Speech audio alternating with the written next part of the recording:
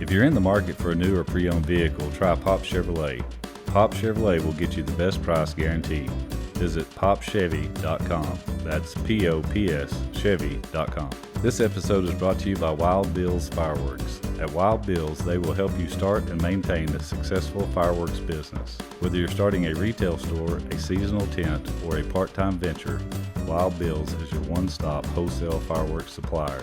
Their team can help you pick inventory. They offer business training, ongoing support to make sure you stay profitable no matter the size of your business. Call or text for more information.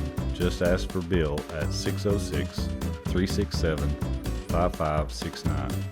That's 606-367-5569.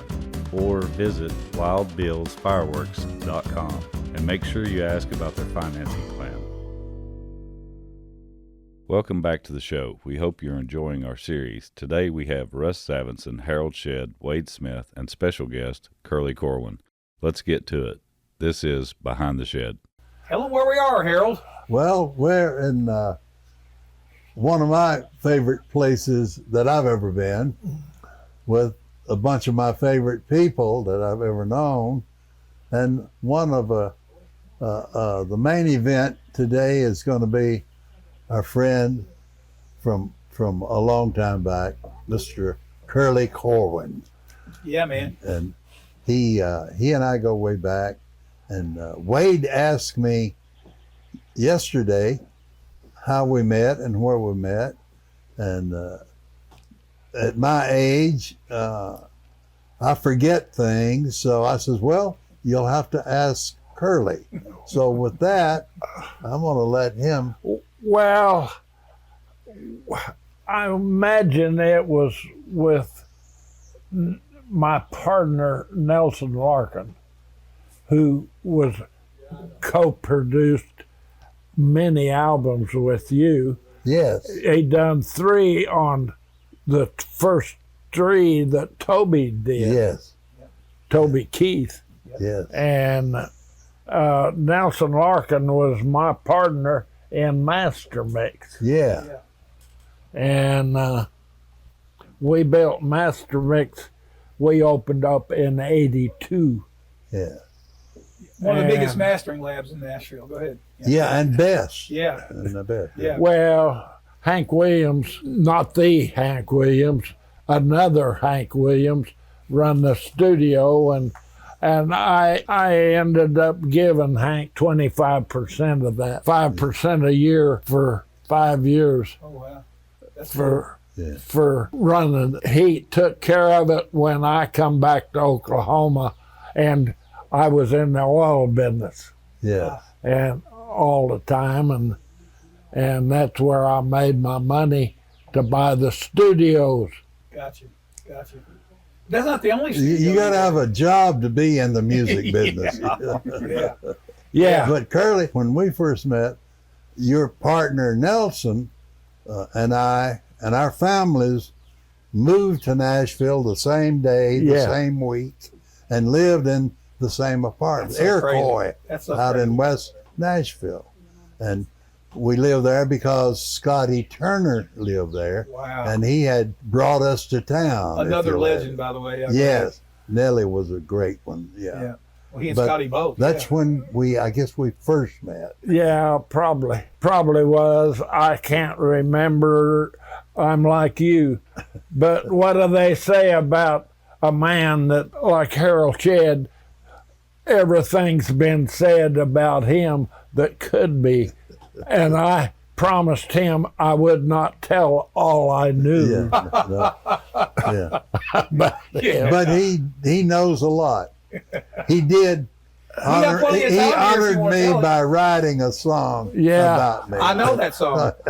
yeah, we walked in to the Longhorn, and Harold and I decided to have a drink after work. No way. And I can't remember the date, but it was probably in the middle 90s or 91 or 2 or 4 or something.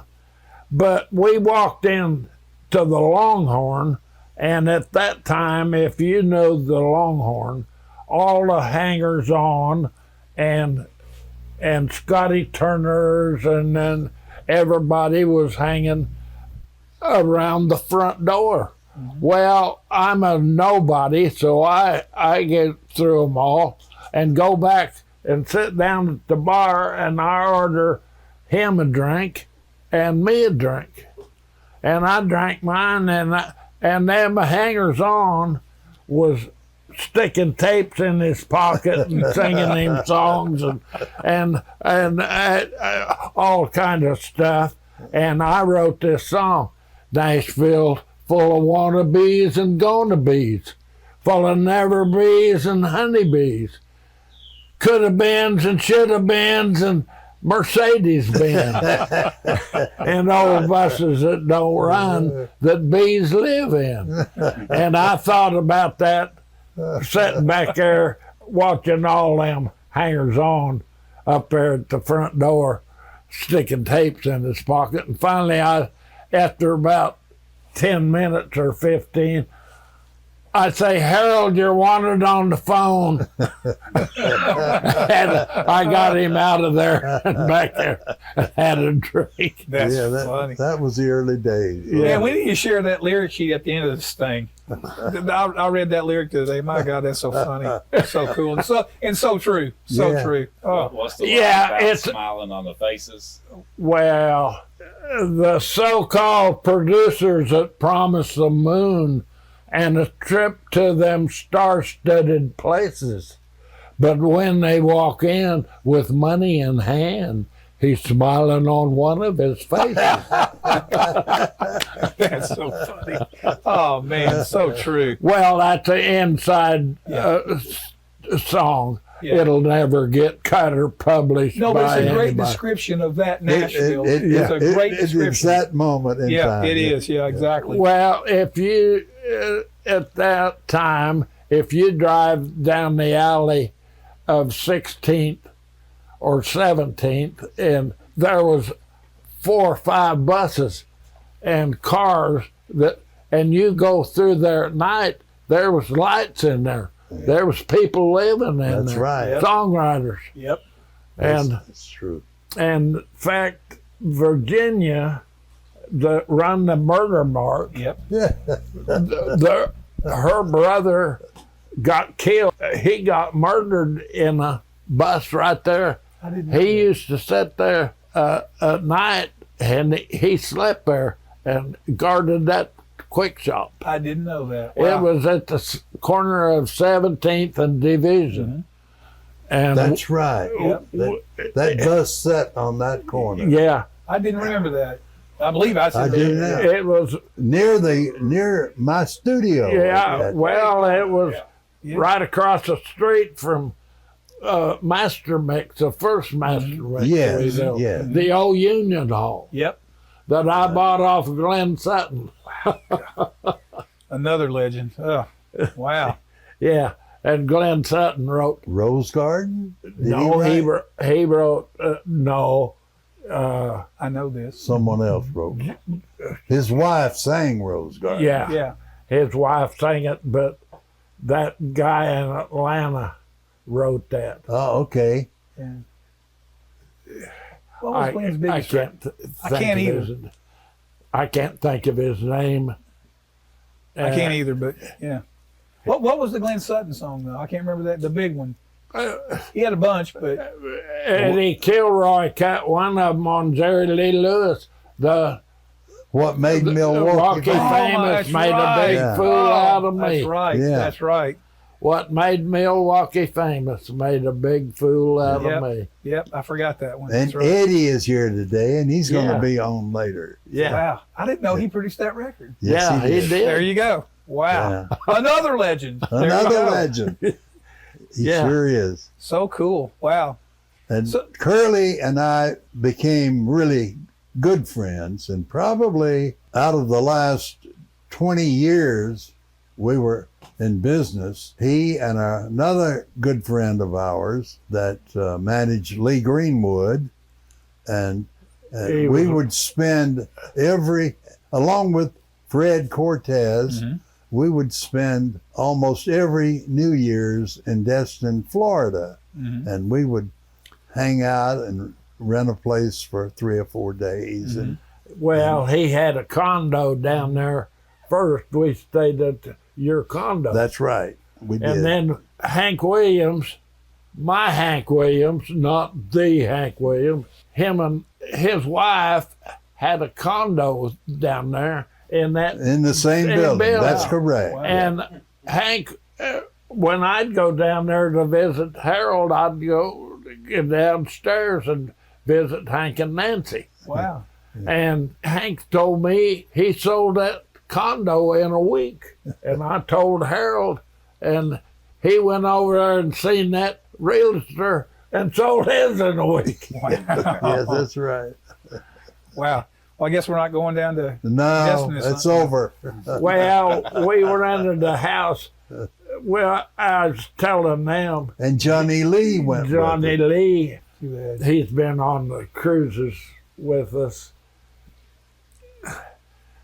Coach will be on here later, but we went 6 years and Johnny was on them cruises, but the last 2 years he was riding his electric scooter, and so was I, Wow. Wow. because I can But still mobile. Yeah. Yep. it's still getting around. Yes. Yeah. Hey, so what made you go to Nashville? Oh, I've been in the music business all my life. Okay. I started out playing with my dad when I was 11 years old, ragtime, and he played the fiddle. And he was an old fiddler, played for square dances. Wow. DNA, DNA, DNA, DNA, ragtime Annie. Me and my sister used to trade off playing the guitar. It was a harmony or a Stella or something. Yeah. I remember those. But the strings was so high off of the neck, your fingers would start bleeding. Yep. I know that story. Yeah. Wow. That's crazy. I didn't know you grew up playing music like that. That's cool. Yeah. But then you started writing songs. Yeah, I did. You wrote a lot with Whitey Schaefer, Yeah. Oh, man. Another legend. another legend. Wow. Yeah, White Man and I wrote a song called Hog Heaven. Okay, yeah. Hog Heaven. That's what he said. I called him up one time and I said, how you doing, White Man? He said, I'm living in hog heaven. And I said, oh, let's write that. And he said, I went up there to Baker's Market and stopped and got a case of Budweiser, and we wrote a song. That's so cool. Wow. That's cool. Well, it's good that you were in the oil business and were able to generate enough income to be in the music business. Yeah. You either needed to have the money or have a partner That's that right. had the money. That's right. Yes, I love partners. Yep. We had, Russ, he worked with me for years and years and years, and we had a great partner. Yeah. Yeah, good guy. Donnie Canada. Yep. Donnie Canada Yep. from Kentucky. Yep. Yeah, I remember you going up there Yeah. and taking him money. Yeah. And he, Well, we did. We were able to pay him back. Larry Shell? Shell worked for you. Yes. We Love seen Larry. him down. He lives in Nashville, Florida. Yes, He sir. come over to your condo That's one time. that's and right. When me and Larry and you was sitting there, That's right. and Larry Shell come over there, and I sing him that song. You're Yeah. the record man. That's the one to me. I Yeah. love that one. Yeah. Nashville seems to be a good tax write-off for energy companies. Yeah. Yeah. That's funny. Oh my God. How long was Master Mix in business? 33 years. Wow, I knew it was a long time. It was Hank from the very beginning. Hank, well, no, we started out, it was a another kid that I run off. Now we're getting into the juicy part. Yeah, he was knocking down on the equipment. He'd buy a console and he'd get $12,000 and charge me $228 or something. Yeah. There's another piece of Nashville that's real. That's real. And I run him off. I got you. I understand. When I found out about that, I said, I hired you. I'm paying you. How much do I owe you? Yep. And I paid him. Yep. And I said, he said, well, how come you're running me off? And I said, you just made $12,000 off of me. Yep. And I said, that ain't going to work. You know what's funny? I'm reminded of a Mel Tillis phrase that you told me one time. We were having an issue with an employee. Mel Tillis said, you know when you should fire somebody? The first time you think of it. I never forgot. That's exactly that. Yes. Yeah. Time to go. Yep. Yeah. I get it. So you had Master Mix, but you also had one of the most legendary studios in town, Sound Emporium, too. Yeah. That's still there today and still going. Well, One of the few.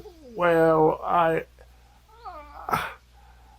I had problems in the oil business, and I gave my part to Roy Clark. I signed it over because I didn't want it involved in a bankruptcy. Sure.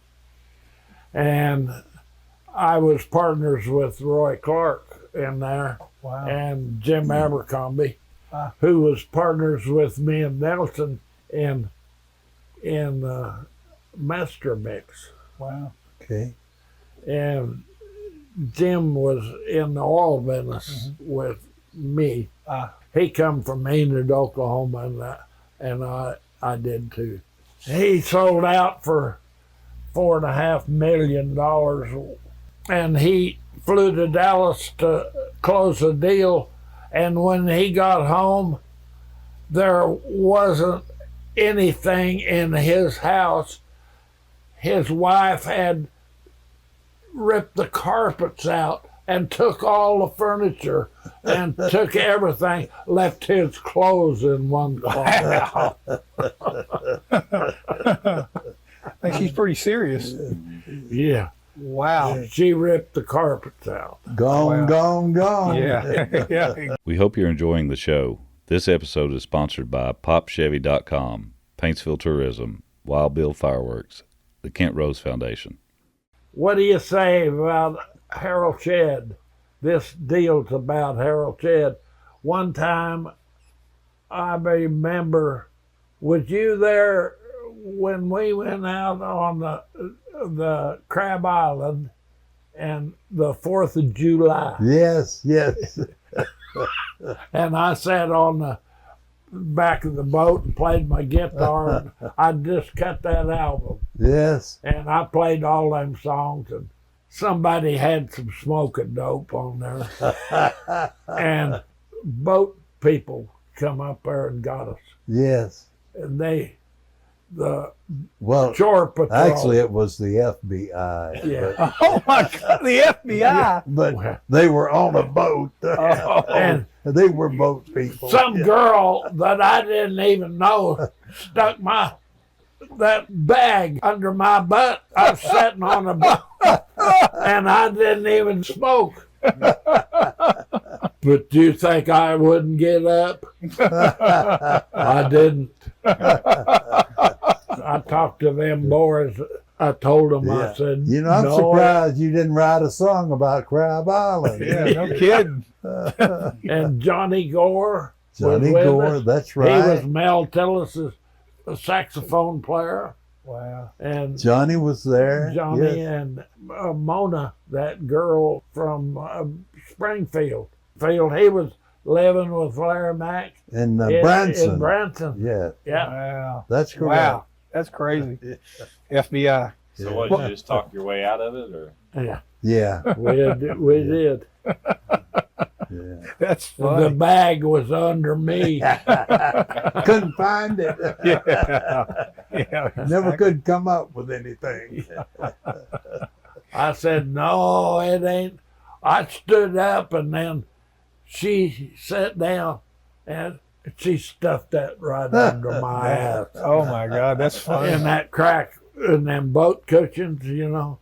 She stuffed it there. That's funny. Oh wow, that's funny. So I was telling you the other day that one of my oldest friends, best friends that Harold and I worked with, I mentioned that I was coming out here. He goes, "Oh, I love Curly. We used to hang out in Mexico." Don Von Tress. They wrote "Achy Breaky Heart." Yeah, and he was talking about you guys being out in Puerto Vallarta and all the time y'all spent out there and all that stuff. And it's so weird. I'd never met you till I met you once before, but well, he told me he wrote "Achy Breaky Heart." He wrote the song to his little girl. He was babysitting with her, and he said, "Aching breaking heart." You called him up and said, "Can I change your word from aching breaking to achy breaky?" Wow, now you are, boy, You Curly. remember that? I do now, Yeah. but I had forgotten that. Yeah. He wrote the song "Aching Breaking Heart." In fact, the Marcy Brothers, did I it that think way. Yeah, you They cut did it with that They title. did it achy breaking. They split the difference. Yeah. Achy breaking. Yep, Yeah, that's the way they did it. Yeah. Well, actually, you're talking about partners and all of that, generating money. And Russ ran the publishing company at that time. And he was actually the guy that got that song recorded by Don. In addition to a little less talk and a lot more action on Toby and Toby Keith. And those two songs were so Yeah, they were big songs. that we didn't have to have another partner after that. Yeah. You know? Well, there were other things too, not just Well, that. that's right. I was just a little piece of everything. Yeah. Well, that was just two of the many number ones. Bobby Braddock wrote that. No. He wrote one of he them. wrote, I want to talk about me. Yeah, Yeah. I want to talk about. Yeah, he wrote yeah. that. Yeah. Yeah. Oh, Yeah, two of our writers wrote a little less Jimmy talk. Stewart and Keith Hinton. Yeah. Yeah. Yeah. That's when I first met. First night I met Toby. I remember the unique thing about that was when you told Toby you wanted to play him a song you thought he might like, and this was, I think we had a number one party. No, it was the. He had a concert. It was Fanfare. Fanfare. And we were in the backyard over there, yeah. And I had just met him before I'd gotten back from over there. And it was late, and I mean after midnight. Yeah, it was late. It was like close to midnight. And so Russ says, when you want to listen to it, he says, how about right now?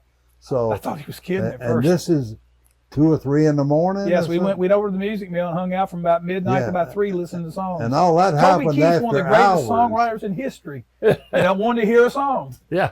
Yeah. How about that? You don't hear about that so much. But anyway, another story. Yeah. Well, But anyway, Russ generated a lot of revenue for us to do our thing back then. We had number one records with George Strait and Restless Heart and Colin Ray.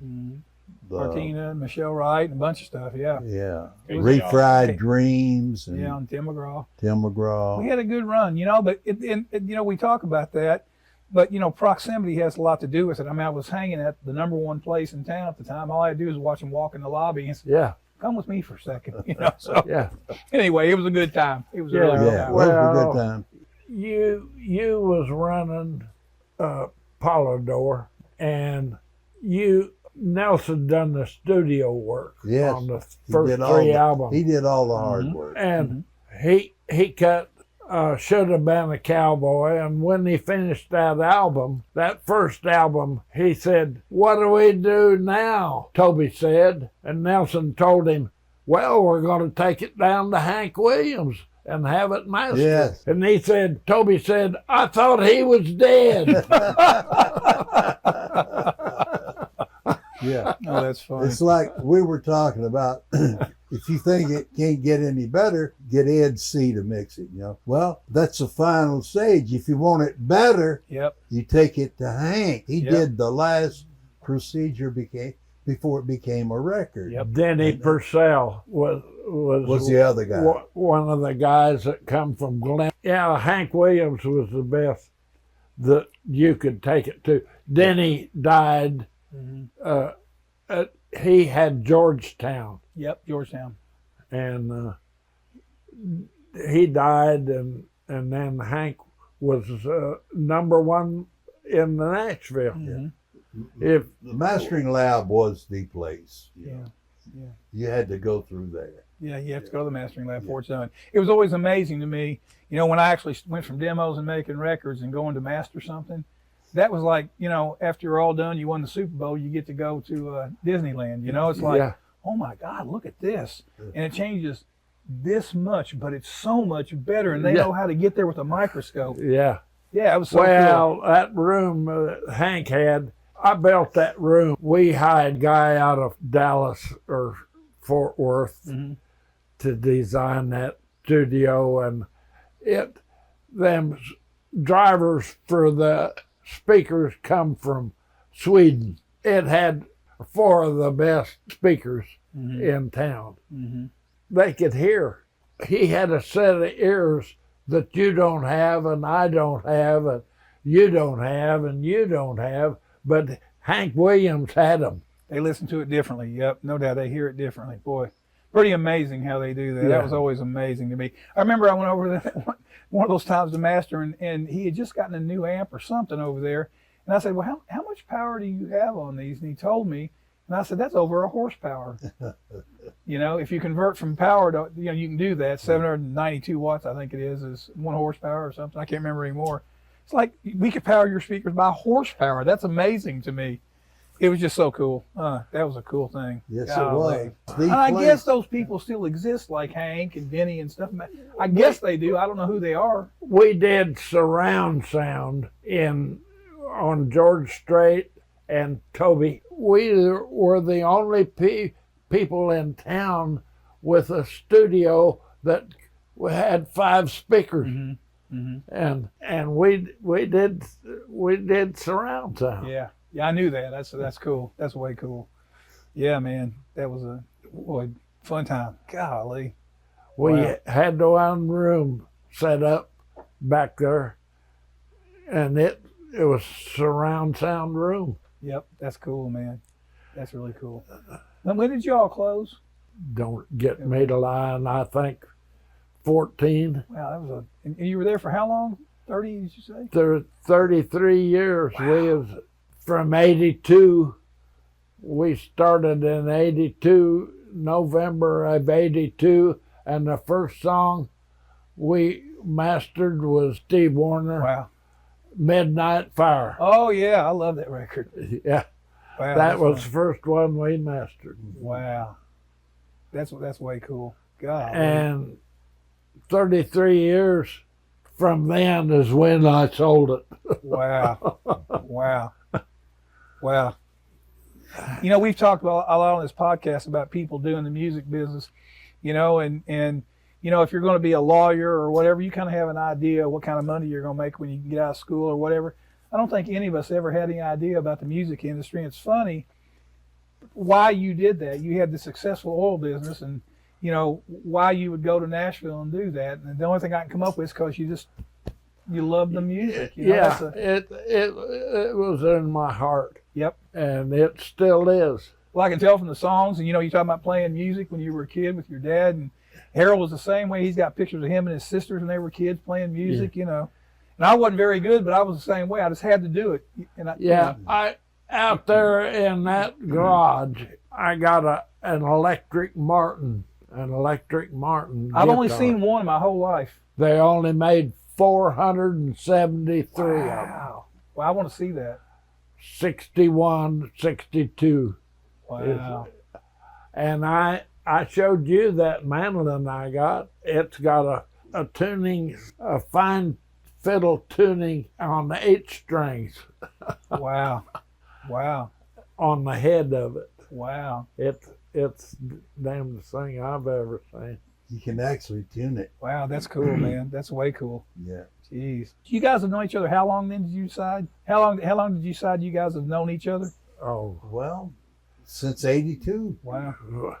Yeah. Yeah. And and when I mentioned I was coming down here, They go ahead. opened the Master Mix in the fall of '82, Yeah. and we opened the Music Mill, the real Music Mill, Right. Makes sense. in August of '82. Yeah. Yeah. That's right. Wow. And that Nelson took me up there. And that's probably where I met you. Probably. Wow. How did you meet Nelson? We met at George Lindsay's golf tournament in Montgomery, Alabama. Wow. Wow. George Lindsay, Goober, Yep. you know Yep. I Goober. remember that. I remember them doing that golf tournament. Yeah. George Lindsay had a golf tournament down there. He was on Hee Haw at that time. Yeah. Yeah. And Roy Clark and I were partners, and we went down there and met Nelson somewhere, played golf with him, or got drunk or something.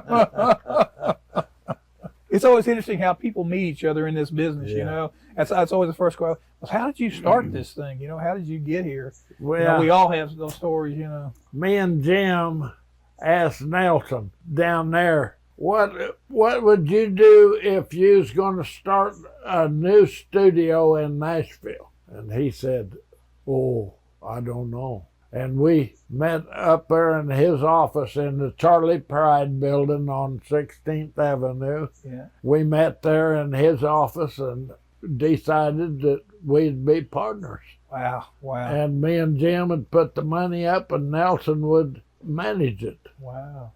I didn't know And that. he didn't manage anything. Nelson wasn't capable. I run everything. I believe it. I wasn't going to say anything, but I didn't see him as that guy. That's funny. Nelly was an idea man. He was a creative guy and very talented. Yep, very. Yeah.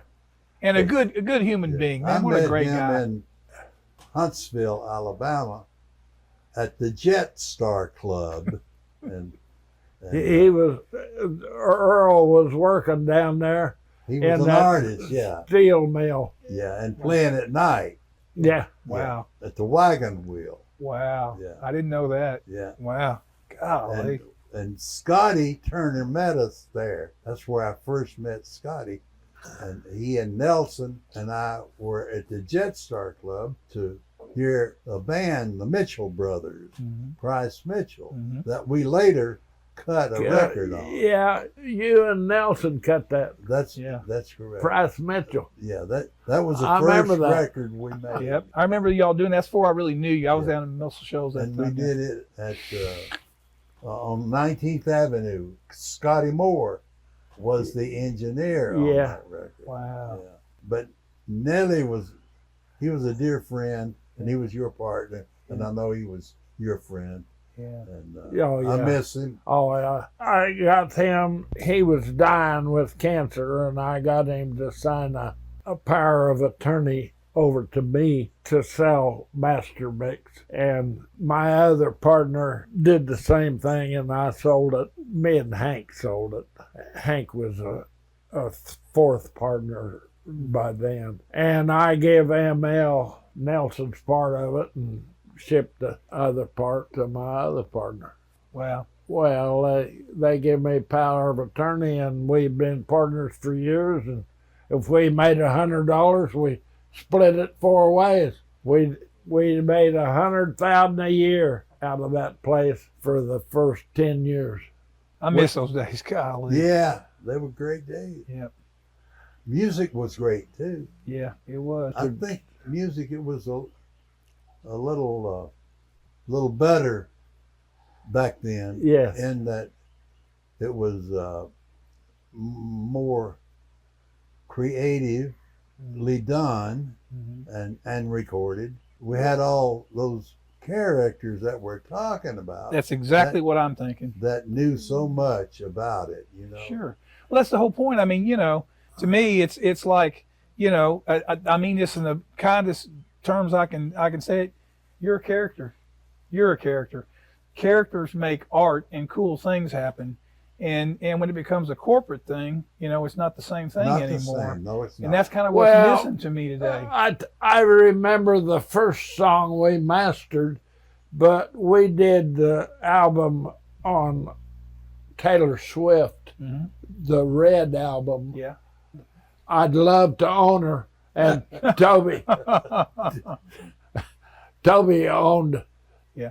He owned 10% of Machine. Yeah, I knew that. Big Machine. I don't know how much, but I knew he was. Yeah. Yeah. Yeah. Wow. Yeah. Well, man. they did okay. Yeah. Yeah. Yep. Yeah, they did fine. Yep. Absolutely. Toby was a character. You know, that's the thing. I mean, it's, you know, gotta have. Toby characters. was an oil field hand. Yep. I knew that too. Yeah. He knowed what standing on a stabbing board in a snowstorm and pipe. He knowed that. Yeah, I knew he had done that. You know. His dad run Cantwell Casing Crews, and he worked for his dad. Oh boy. Wow. I didn't know that, but I knew he'd worked in the oil fields. Yeah. H.K. Covell was Yep. his dad, and he was a good guy. Yeah. He was a patriot. Yeah. And Well, we were patriots. yes, all of us. Mhm. But Toby took it all to a different level. Amen. And Well, he here wrote again, about it. because of what was going on at that time, you know, he was so aware and knew what to do. Mm-hmm. and how to Toby do called me and wanted 2 songs that I done. I wrote an oil field song years ago, and he wanted that. And then I wrote a song. Whitey Schaefer told me, if you remember all you wrote, you ain't writing enough. Boy, I've never heard that, but I think that's right. That's good. That's good. Yeah. it. Whitey you told need me to that. write some more, Curly. Yeah, man. South of the border, down in old Monterey, it's a Mexican legend, they still talk about it today. On the rain, cannot be found. It all started the day that El Mongo rode into ground. El Mongo, El Mongo, El Mongo, El Mongo. He rides through the mesas in search of cervezas. El Mongo. Maria was brave. She said, I can take. But they heard her say with a shiver, there was fear in her eyes when she seen the size of the dongo that Mongo could give her. That's great. That's fun. Toby wanted that. El Mongo. I love that. That's funny. Oh, my El God. Mongo. That's great. That's funny. That is so good. Yeah, man. Yeah. Well, I was down there with another songwriter in Mexico. We was Mike Huffman. Mhm. You know Mike I do. Huffman? Well, everybody called him Mongo. I didn't know him that well. I didn't call him that. Yeah. Well, he walked like an ape. Yeah. That's funny. He big and slow, and I said, down here in Mexico, you're El Mongo. That's funny. Did he write Keeper of the Stars? I hate to interrupt. Did he write that? No, I thought he did. He wrote that Conway Twitty, big hit, Conway Twitty. Not tight fitting jeans. Huh? Not tight fitting jeans. Yeah, he Okay, that's it. That's it. That's Yeah, right. I remember he that. wrote that, and he wrote Elvira. He wrote George Strait. That Carrying Your Love With Me, was that one? no, I it remember. was about a girl in Louisiana. Adelida. Adelida. Yep. Adelida. He wrote. The kid, a little maiden queen. Yep. He wrote that with Mike and Woody. Mike and Woody. Yep. Cooter Brown guys. Yeah. Yeah. Put Yeah, that thing away. Yeah, that's funny. Oh my God, that's funny stuff. Yeah, that's cool. Yeah. You know, See, interesting. that was a good time too. Yeah, man, it was all a good time. You know, I had a writer say I hadn't seen for a while back, and I said, "Are you still writing?" Said, "No, I don't have a reason to. I don't, nobody's paying me anymore." And I went, "God, everybody I ever knew that wrote songs did it because they loved it." Hey, I called Whitey 2 or 3 years before he died. I called him up. I said, "How you doing, white man?" And he said, "Oh, I'm doing all right." I said, "You writing anything?" And he said, "Why?" Yeah, I get it. Why? I get it. And that's it. Yeah. Why? Yeah. Why you going to write anything? God, that's so Why would sad. I write a song? That's why I wrote El Mongo. I write for me. That's my whole point. Yep. And Yep. I write for me and him, Yep. Yep. the record man. Yep. You know what? As you say that, I told this story a while back, but I remember the last day Harold was in the music mill, the very last day. He had sold the building, he was getting all his stuff out, and we were going to have lunch. So I went over to the music mill, and you remember in Harold's office, he had that big box full of tapes, and his desk was covered up to here, and so he met me at the door and said, "Come on upstairs for a second before we go." He was the only one there. Nobody else was in the building. And so we walked upstairs, and I said, "What are you doing?" He said, "Let me play you a song I just listened to." He wasn't producing anybody. He wasn't running a record label. He was leaving the music mill, and he was listening to a song. "I want to play you a song." Oh, and it was that kid from Dallas, corrugated cardboard. Oh my God, I forgot that. Corrugated boxes. Yeah. Who was that? I want to find that song. That was David I want a copy of that song. Sawyer.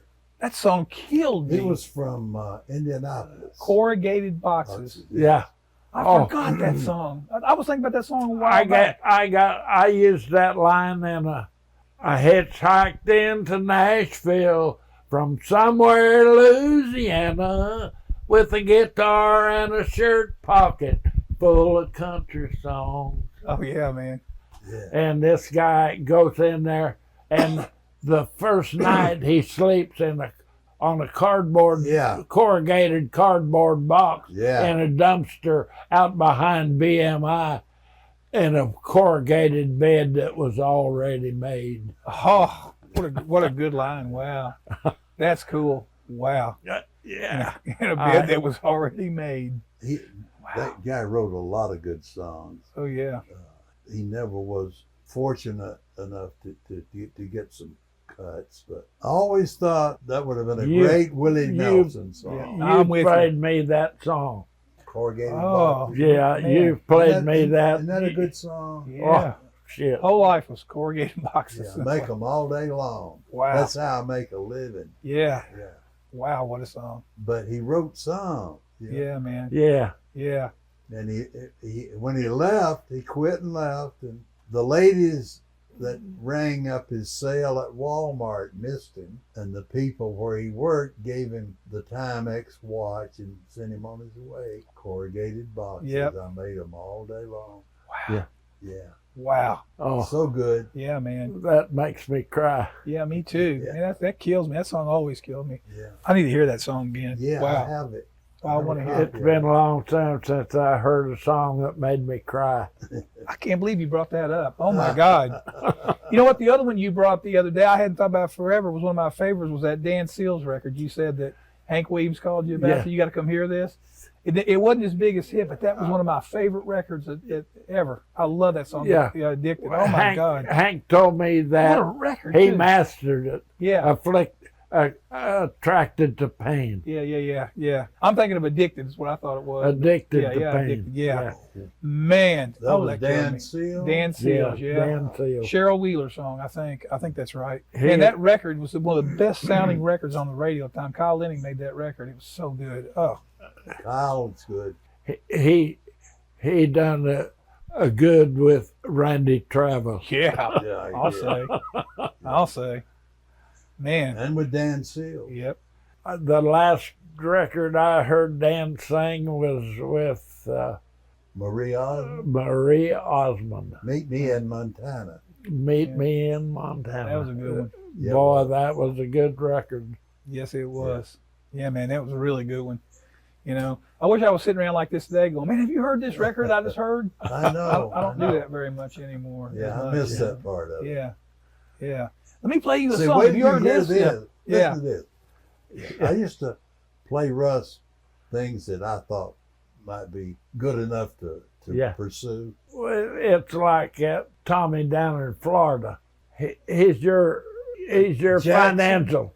Jackson, Yeah, Tommy Jackson. Yeah. He's playing his songs going down the road, and me and Harold was in the back, and he was playing the songs that from his publishing company. Yes. I said, play that first one again. Yeah.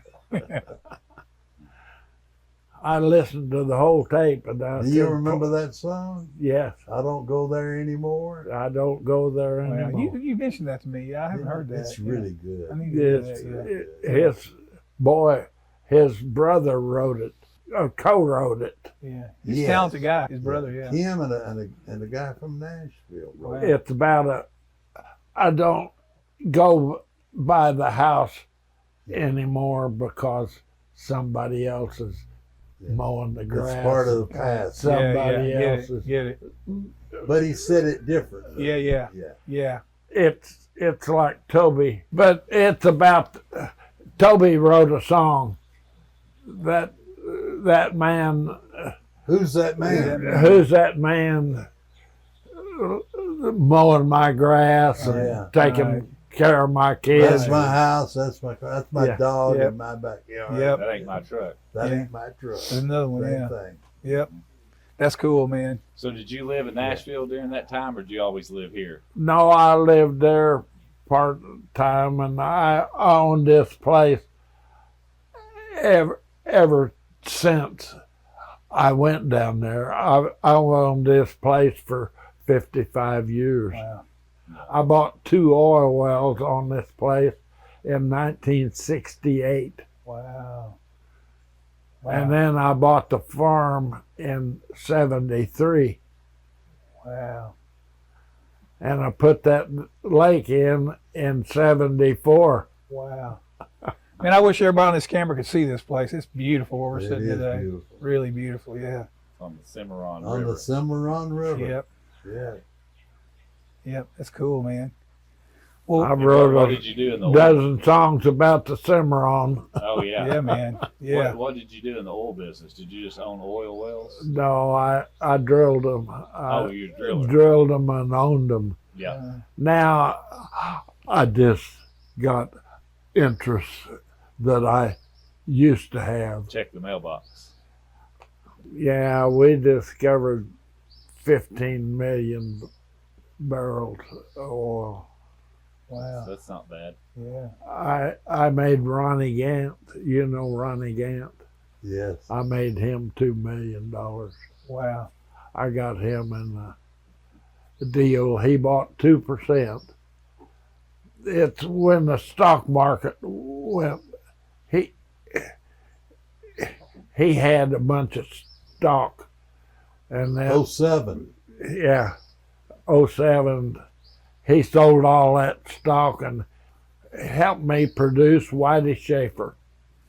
I did 2 albums on Whitey, and I did it for posterity's sake because Whitey could outsing George Strait. Oh, yeah. He could sing better than George Strait. And I did 2 albums, and Ronnie Gant helped me. And I told him I'd give him 10%. Well, I sold that stuff to Jerry Bradley over at Opryland. I took Ronnie Gant a check for his part of that deal. He said, "That's the first time anybody's ever paid me what they said." Oh, wow. So he invested in an oil well. We ended up getting a field, and it was 2 years. They kept putting money in the wells we were drilling. We drilled 29 wells on them leases, and we had 15,500 acres. And we sold it for $165 million. We don't have those numbers in the music business. And Ronnie owned 2% of that. Wow. He got 2 point. Way to go, Ronnie. Way to go. That's cool. And then he died. I don't know whether his wife, I talked to her once in a while. I loved Ronnie Gant. Yeah, Ronnie was a good guy.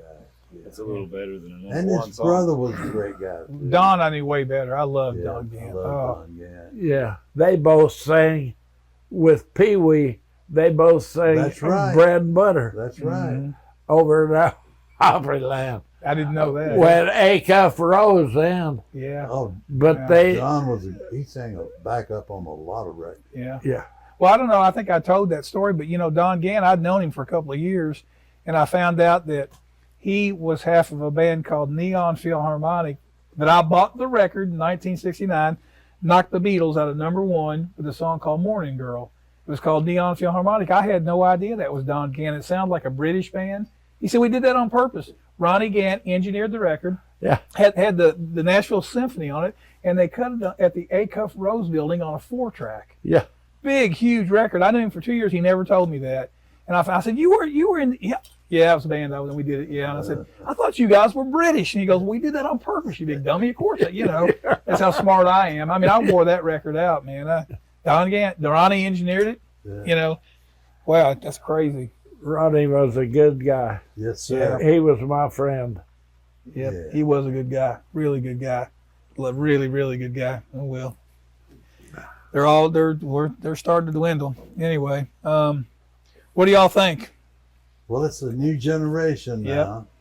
Yep. So I just hope they have as much fun as we had. I don't know if they do or not. I tell my son, he loves music. And he's in his 50s now, but Talented musicians. By the way, played on more hit demos than you can imagine. Go ahead. that we were in the business in what I call its heyday. Yeah. That won't ever be that good again. No. And, well, the thing of it is, and I've thought about it, analog, if you was Porter Wagner, you better be able to sing on key. Yeah. Because they didn't have Pro Tools and they didn't have this to tune you up or And you didn't have time to re-sing it. no. Yeah. And Cost too much money. Yeah. Singing. he cut Satisfied Mind in one cut. Yeah. At the end of a 3-hour session, they had 15 minutes left. Let's do this song. Well, what is it? Satisfied Mind. Wow. And Great now- record. Great Yep. record. Yep. Yeah, but he cut it Yep. one take, Yep. and it was, they didn't master it back then. Wow. Wow. By the way, that's a good omen. That's a barred owl we're hearing right there. Yeah. I love Is that. that a good omen? Yeah, it's a good omen. Yeah, All right. it really is. I want to personally thank you guys and Curly, my friend Curly, and I look forward to seeing you on the podcast. Me too, man. Thank you so much. This has been so great. Thanks for hosting us here today. That's cool. Well, no problem. I enjoy company.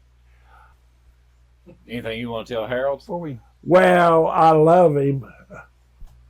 I love you too. I love him like a brother that I never had. My brother died when he was little. And this is the only brother I got. Oh my goodness. Larry Henley and Larry Mack and Whitey Schaefer was my brothers, but they're all gone. This is the only brother I got left. Thank you for joining us for this episode of Behind the Shed. Special thanks to our guests today, Russ Zavison, Harold Shedd, Wade Smith, and Curly Corwin. Today's podcast was filmed at Curly's cabin on the Cimarron River in Oklahoma. Behind the Shed podcast was created by Wade Smith, produced by Russ Zavison and Wade Smith, and recorded in Nashville, Tennessee. Camera, audio, video, and editing by Denise Zavison and Russ Zavison.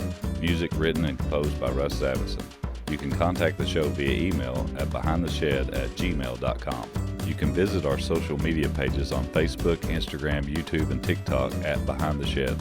If you would like to support the show in any way, please visit our Patreon page at Behind the Shed. For sponsorship opportunities, contact us at behindtheshed@gmail.com. Tune in next week as we go Behind the Shed. We hope you're enjoying the show. This episode is sponsored by PopChevy.com, Paintsville Tourism, Wild Bill Fireworks, the Kent Rose Foundation.